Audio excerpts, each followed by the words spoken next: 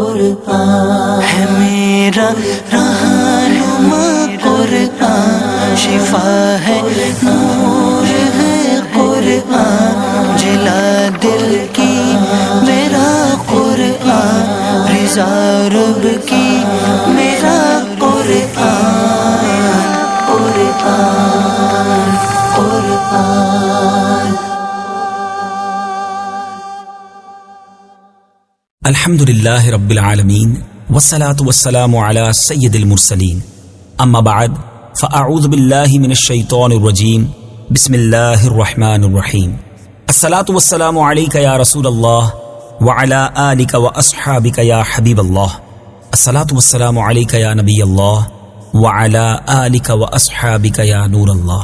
میٹھے میٹھے اسلامی بھائیوں اور مدنی چینل کے ناظرین، سلسلہ ہے ایک قصہ ہے قرآن سے۔ قرآن ہے میرا رہنما قرآن، شفا ہے نور ہے قرآن، جلا دل کی میرا قرآن، رضا رب کی میرا قرآن، قرآن قرآن۔ آج کون سا قصہ سننا ہے، آج کون سا واقعہ سننا ہے؟ آپ نے زندگی میں بہت سارے عصا، بہت ساری لاٹھیاں دیکھی ہوں گی، مگر آج ایک جنتی لاٹھی کی بات کر رہی ہیں۔ جی ہاں، ایک ایسی لاٹھی، ایک ایسا عصا جس کا تذکرہ قرآن پاک میں کئی بار آیا اور بڑے ہی منفرد اور بڑے ہی انوکھے انداز میں آیا۔ وہ جنتی لاٹھی کس کے پاس تھی؟ اس لاٹھی سے کام کیا کیا ہوتے تھے؟ اور اس لاٹھی کے کیسے کیسے کمالات تھے؟ سننا ہے، سمجھنا بھی ہے اور اس سے کچھ درس بھی حاصل کرنا ہے۔ آئیے توجہ کے ساتھ سنیے۔ یہ حضرت موسیٰ علیہ السلام کی وہ مقدس لاٹھی ہے جس کو عصائے موسیٰ کہتے ہیں۔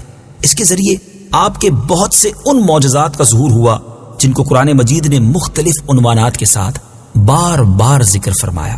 اس مقدس لاٹھی کی تاریخ بہت قدیم ہے، جو اپنے دامن میں سینکڑوں ان تاریخی واقعات کو سمیٹے ہوئے ہے جن میں عبرتوں اور نصیحتوں کے ہزاروں نشانات ستاروں کی طرح جگمگا رہے ہیں، جن سے اہل نظر کو بصیرت کی روشنی اور ہدایت کا نور ملتا ہے۔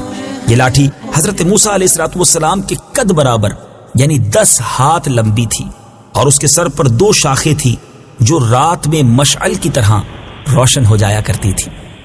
یہ جنت کے درخت پیلو کی لکڑی سے بنائی گئی تھی، اور اس کو حضرت آدم علیہ السلام بہشت سے یعنی جنت سے اپنے ساتھ لائے تھے۔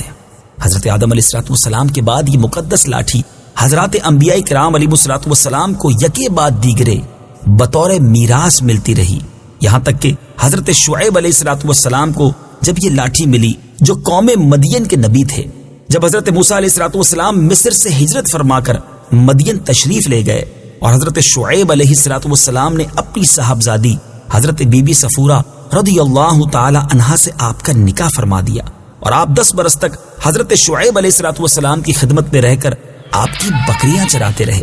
اس وقت حضرت شعیب علیہ السلام نے حکم خداوندی کے مطابق آپ کو یہ مقدس عصا عطا فرمایا۔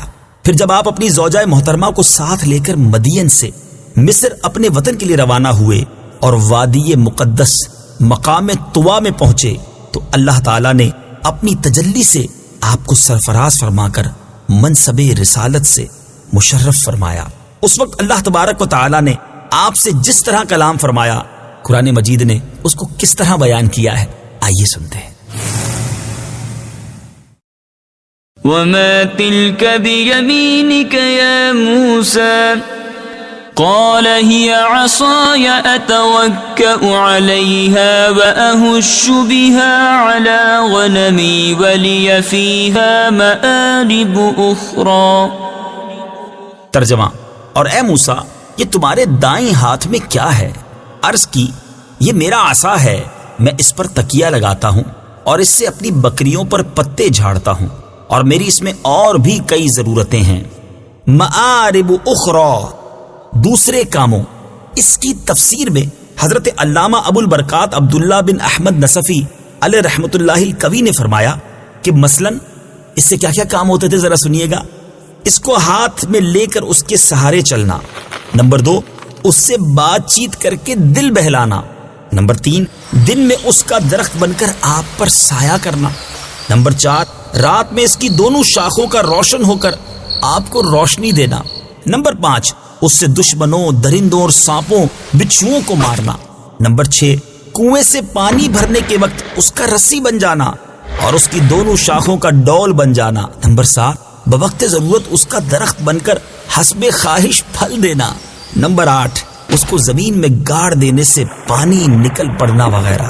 جی ہاں میرے میٹھے پیارے اسلامی بھائیوں، حضرت موسیٰ علیہ الصلوۃ والسلام اس مقدس لاٹھی سے مذکورہ بالا کام نکالتے رہے، مگر جب آپ فرعون کے دربار میں ہدایت فرمانے کی غرض سے تشریف لے گئے اور اس نے آپ کو جادوگر کہہ کر جھٹلایا تو آپ کے اس عصا کے ذریعے بڑے بڑے معجزات کا ظہور ہونا شروع ہو گیا، جن میں سے 3 معجزات کا ذکر قرآن مجید فرقان حمید میں بار بار فرمایا گیا.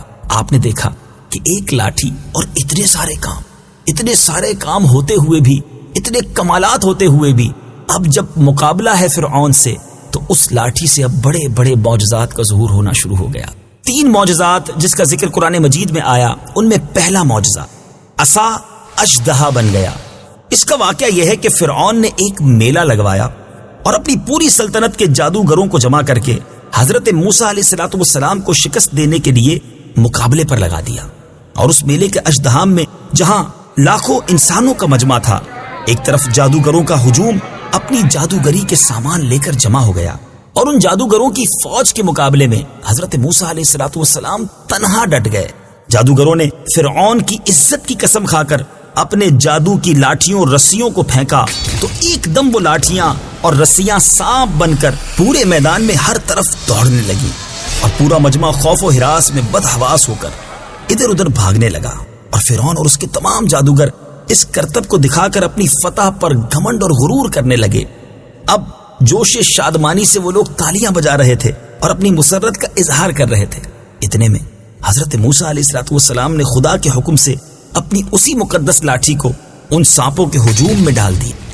اب یہ لاٹھی، اب یہ عصا ایک زبردست بہت بڑا اژدہا بن گیا. اب یہ ہیبت ناک اژدہا جادوگروں کے تمام سانپوں کو نگل گیا.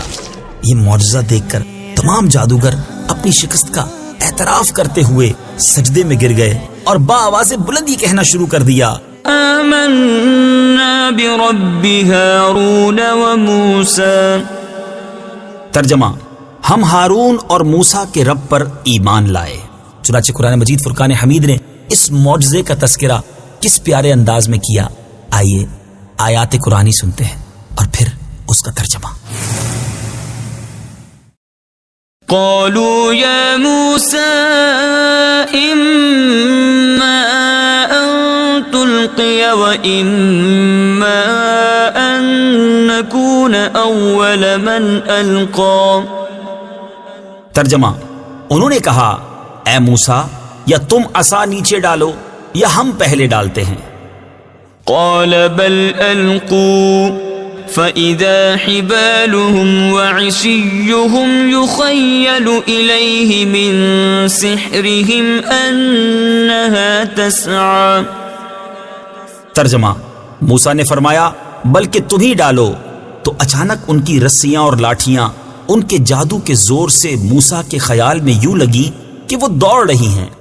فأوجس في نفسه خيفة موسى. ترجمہ: تو موسیٰ نے اپنے دل میں خوف محسوس کیا. قلنا لا تخف انك انت الاعلى. ترجمہ: تو ہم نے فرمایا ڈرو نہیں، بے شک تم ہی غالب ہو. وألق ما في يمينك تلقف ما صنعوا انما صنعوا كيد ساحر ولا يفلح الساحر حيث أتى. ترجمہ: اور تم بھی اسے ڈال دو جو تمہارے دائیں ہاتھ میں ہے، وہ ان کی بنائی ہوئی چیزوں کو نگل جائے گا. بے شک جو انہوں نے بنایا ہے وہ تو صرف جادوگروں کا مکر و فریب ہے، اور جادوگر کامیاب نہیں ہوتا جہاں بھی آ جائے. فألقي السحرة سجدا قالوا آمنا برب هارون وموسى. ترجمہ: تو سب جادوگر سجدے میں گرا دیے گئے. وہ کہنے لگے ہم ہارون اور موسیٰ کے رب پر ایمان لائے. میٹھے میٹھے اسلامی بھائیوں اور مدنی چینل کے ناظرین، جنتی لاٹھی کا تذکرہ جاری ہے. انشاءاللہ اگلے سلسلے میں جنتی لاٹھی کے مزید کمالات کے بارے میں سنیں گے. یہ واقعہ بھی جاری ہے مگر ہمارے سلسلے کا وقت ختم ہوا ہے. مدنی چینل دیکھتے رہیے. انشاءاللہ فیضان قرآن سے دل منور ہوتے چلے جائیں گے. ایک کوشش ہے کہ مزید قرآن پاک سے محبت ہو، دلچسپی بڑھے، پتہ تو چلے ہمارے کلام پاک میں کیسے کیسے پیارے پیارے واقعات ہیں. تو قرآن پاک پڑھنا، سمجھنا، سننا اپنی عادت بنائیے. اگر آپ دنیا میں کہیں بھی ہیں اور قرآن پاک سیکھنا چاہتے ہیں، سمجھنا چاہتے ہیں، آئیے دعوت اسلامی کے مدنی ماحول سے وابستہ ہو جائیے. ہمارے الحمدللہ مدرسۃ المدینہ بالغان دنیا بھر میں کئی مقامات پر موجود ہیں.